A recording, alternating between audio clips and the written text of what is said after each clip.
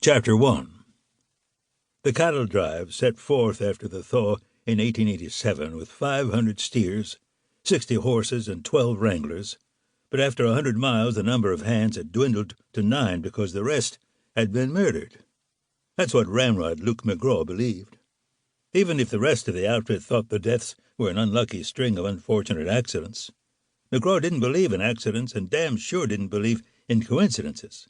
3 men dead in 2 weeks was no coincidence. He rode beside the herd of cattle moving across the plain, still covered with the last snows of winter. He shivered. It was getting warmer, but not by much.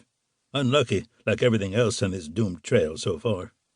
As he sat in his saddle on Jenny, his big chestnut-brown mare, the rugged cowboy reflected on the troubling sequence of unfortunate accidents that had plagued the cursed cattle drive from the moment they had departed the Bar H Ranch in Consequence, Wyoming, west of Wind River, driving the steers 400 miles southeast to Cheyenne on the other side of the state.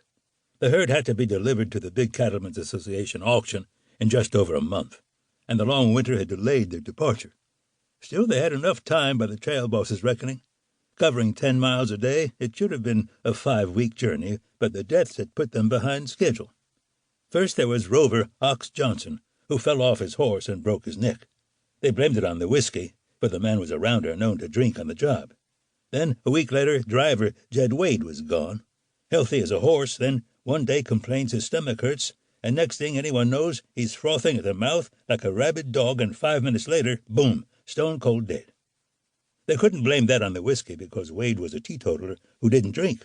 And it sure wasn't the chow from Fred Kettlebone's chuck wagon that killed him, because the whole crew ate that, and Fred was the best cook anybody had ever ridden with.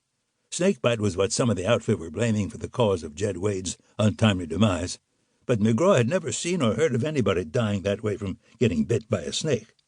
However, he'd heard tell of some poisons that would do it to you, and Luke's suspicions were raised.